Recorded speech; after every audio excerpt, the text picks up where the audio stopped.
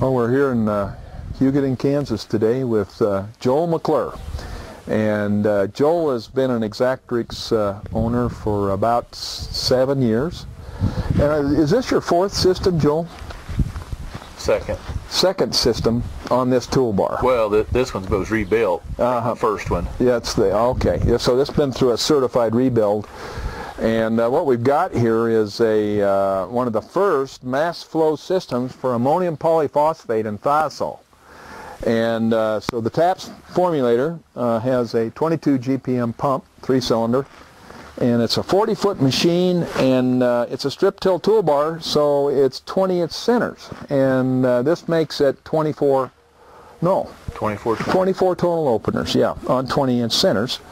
And it's twin manifolds, and of course this is the liquid polyphosphate manifolds here, and they're constructed out of polyethylene, so we can use some of the more difficult materials that might be utilized at some time in the future. And then everything's stainless in the system. All the control valves are stainless. The manifolds, of course, are all stainless. And this dual-stage accumulator is a carbon filament construction with a stainless steel. No, it's a polyethylene piston. Yeah. And then, so the 2 kp TAPS formulator is coming over to this half of the machine. He can sectionalize it, and it's going to be important for me to explain to you why we're starting out with the polyphosphate side first, because this has got the most advanced technology, because it's a weighmaster, and it's weighing the material as we apply it, so it gets super high levels of accuracy. And you've got one good season now under the belt, and you and I were talking 4,000 acres. 4,000 acres this spring, and you were right on the rate per acre. Well, typically we, because of variable rate, we plan for 5% over the calculated volume, and it ended up that the last several fields the fertilizer was already paid for, because we had such accumulation of 5% carryover every time we went to the next field. Right. Hitting the target right on the money. Exactly right on. Exactly right on. And that's where the beauty of mass flow comes, because it's a smart system. The mass meter will troubleshoot itself. And we had one situation where on the suction side of the pump we had a leak. Oh. We didn't know we had the leak. Well, we had the 2 pumps running the different products into the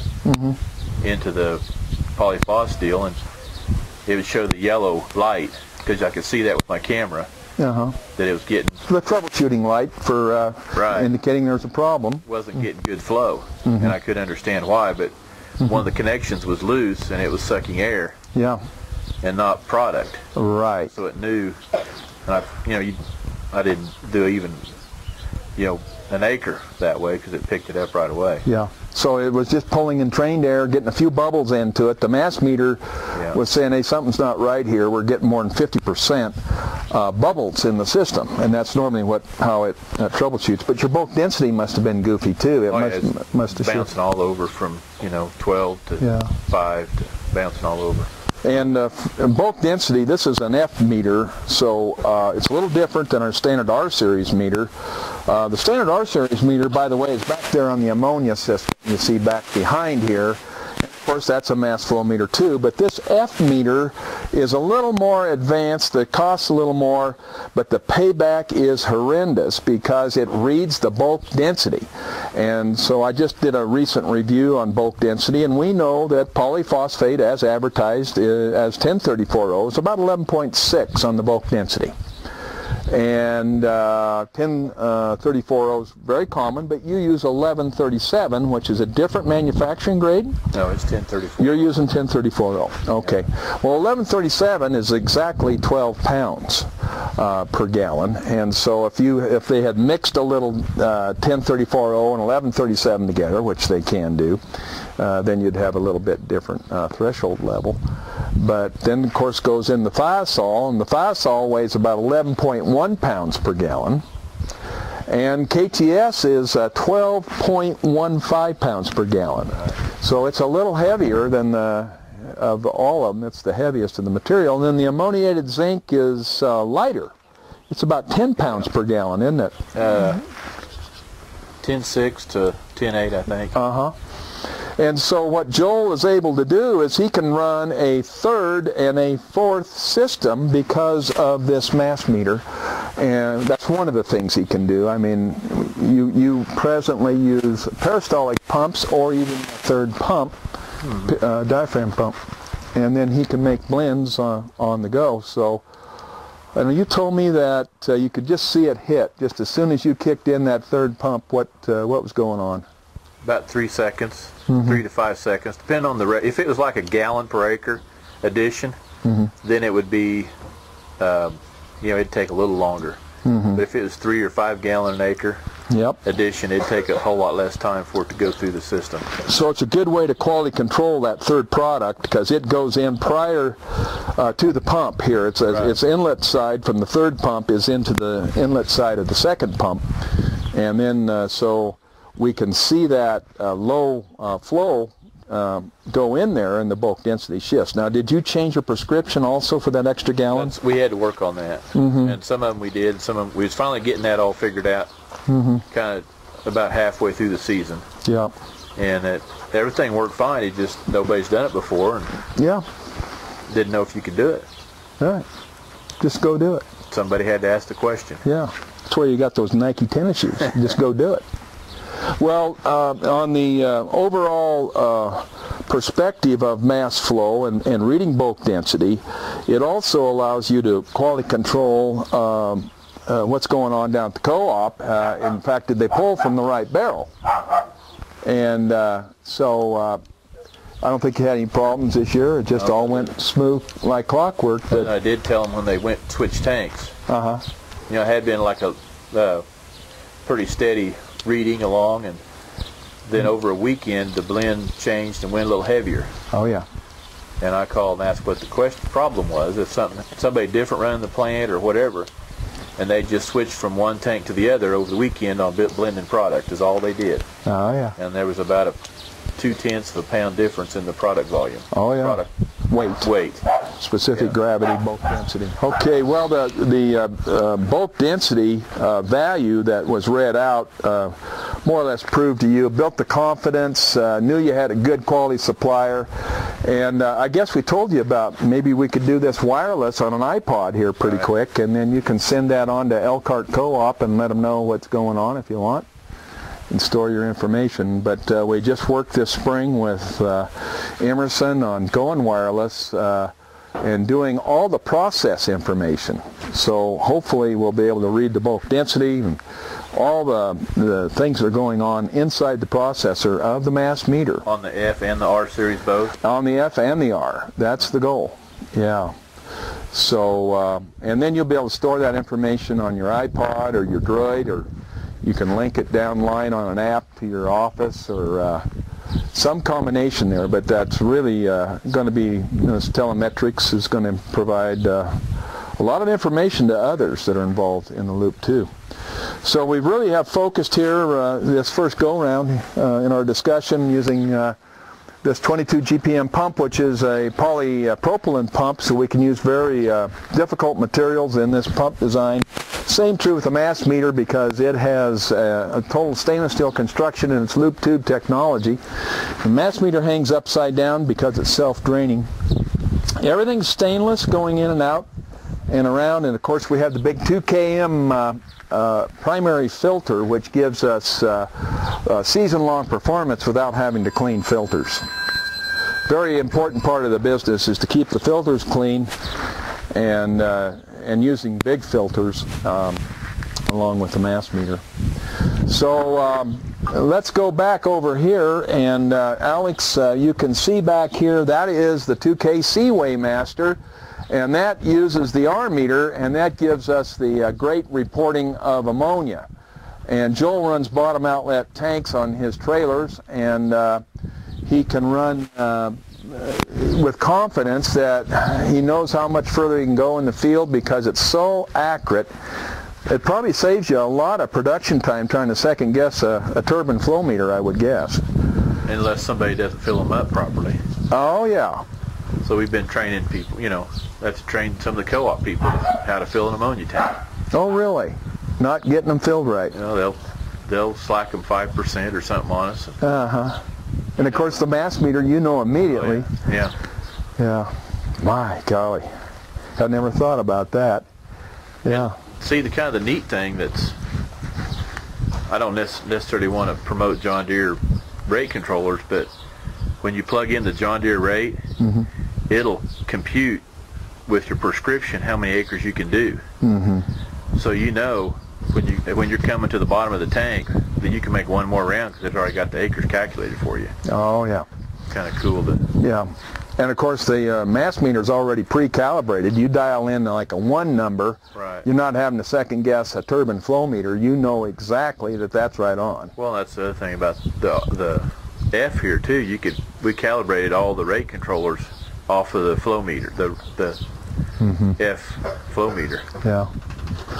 And of course the other thing that we start adding all this value up, and we know that on mass flow at your irrigated production rates, it's probably worth about $7 an acre when ammonia is about $900 a ton, and at $650 a ton it's probably a division of that, you know, maybe 2/3 of that. So it's running somewhere between $6 and $9 an acre in just actual performance and savings on the mass meter for the NH3. And then on the 2KM side, saving 5%, your polyphosphate bill and all the liquid side was probably around $60 an acre, would you say, of the total bill? If it was averaged out? Probably, yeah. So that's probably about $3 an acre on the average that goes back in your pocketbook. Yeah. So 5% higher level of accuracy with the 2KM mass flow system. We're still really learning about it. It's always a pleasure to work with Joel because he's the kind of guy that wants advanced technology, and when the margin gets close and you're dealing with supplemental irrigation and trying to raise great crops and compete for land, this becomes a real competitive hedge in going into crop production systems. And of course, anhydrous ammonia, good old anhydrous ammonia, keeps in the tractor seat for quite a while. This system also has the Deere ECUs, and you can see them under the 2KC Weighmaster, those silver boxes back there, and they have all the wires coming out of them. And those ECUs, we offer that as mid-tech and or as the Deere ECU. And a lot of producers have some preferences one way or the other, so we just option it up. And it's located right underneath the Great Plains Weather Shield there, right, very visible to Joel right there. How'd that go? You're pretty pleased with the way that worked, aren't you? Oh yeah. We had one morning that for some reason we had a little rain and the tractor, the radio been left on in the tractor key, and it drained the batteries. And so the guys unhooked the electronic components on the computer and everything to make sure the tractor would, you know, when you jump started the tractor, it wouldn't hurt anything. And they got the John Deere rate controller plugged into the wrong controller or the wrong plug-in on the tractor. Oh. And it took a little while to figure that out, but yeah, not a moment's shut down for nothing. Isn't that something? And Joel previously had a legacy system, and that legacy system had been through the mill. It was wrung out pretty good. It was time to make an upgrade, so we simply brought all of his stuff in. He supplied it to us in crates, and we went through and we rebuilt it and brought it all up to current specifications. including the mass flow system. So I think it turned out pretty beneficial.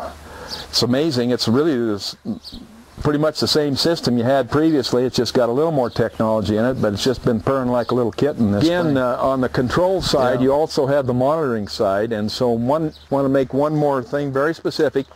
These two boxes here are the ECUs for the 2km Weighmaster for the APP, as well as the ECU for the NH3 side. So we house them underneath this hood right here, and they're very well protected from the weather and the wind.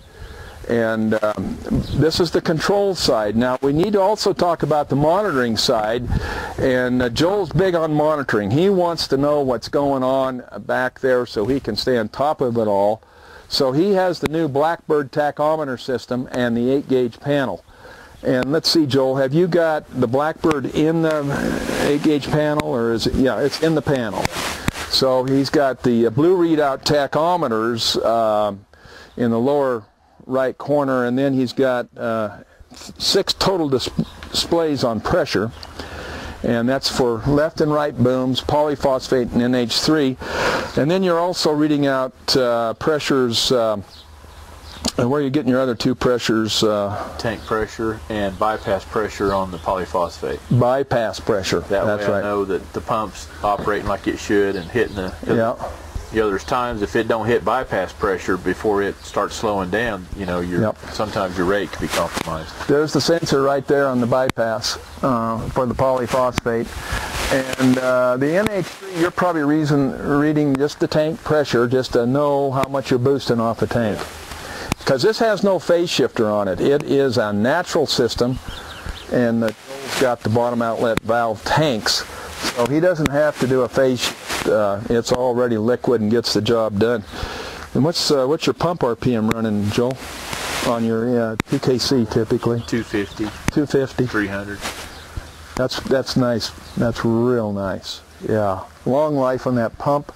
And this is a 40-foot bar, and you're up in that 140-pound in range at 5 miles an hour typically with a strip till bar.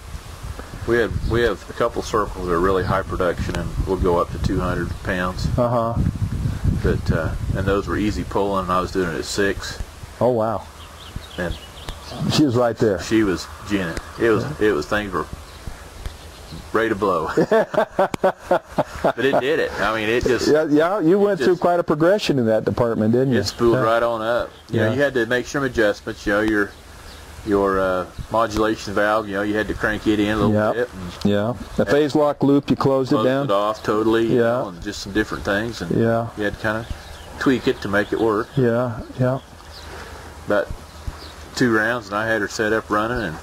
And then that was all VRT also, wasn't it? Yeah. So went from 100 pounds to 200 pounds on that circle. 100 to 200 pounds. How many zones? 3. 3 zones.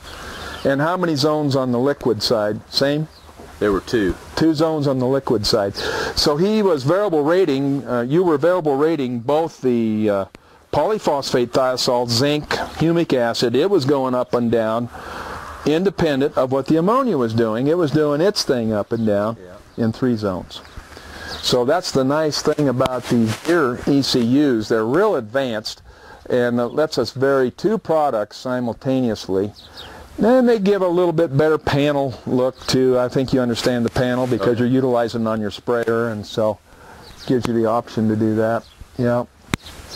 But once again, these are 2 systems that came in for a total rebuild and back out the door. I think we added 1 more manifold too, didn't we? You had a single manifold design previously. Right. So we set it up in a twin manifold at 40 feet.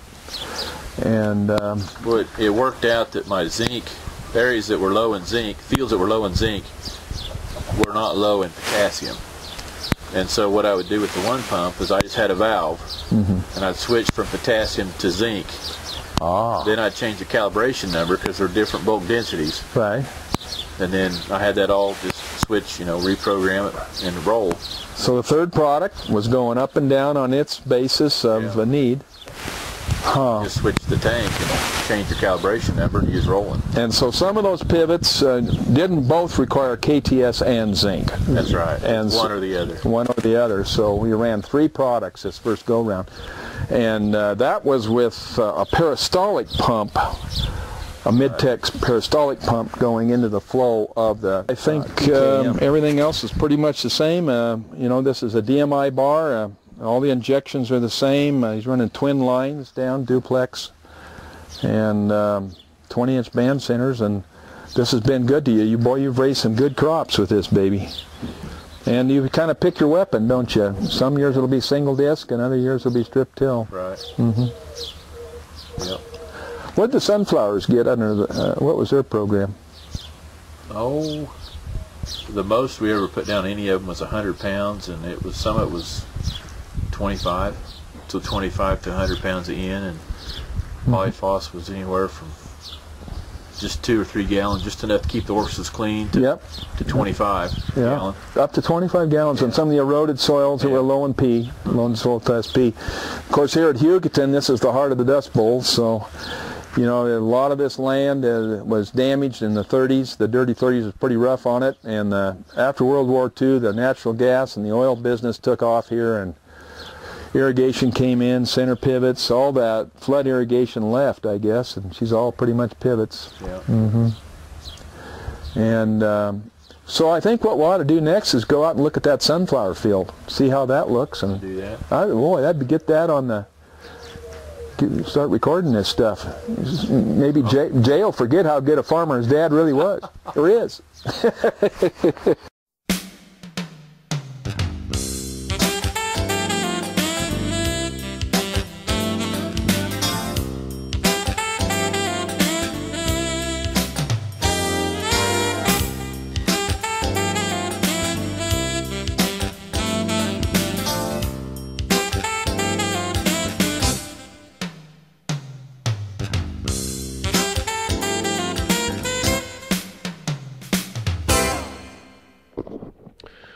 Thanks for watching our most current video on advanced technology of 2km Weighmaster with bulk density. And we have a lot of producers with Exactrix systems that would like to convert to this new design. We'll be showing this at Husker Harvest Days coming up in Nebraska on September 12th, along with the Big Iron Show in North Dakota. So once again, it was great bringing forth this real-world scenario where producers are able to reduce cost of production and raise a little more crop. By the way, we will be also having a meeting at Colby, Kansas coming up in November. We'll be showing the new track carriers and the Mustang toolbar. So stand by for news or get a hold of us on exactrix.com. Thank you.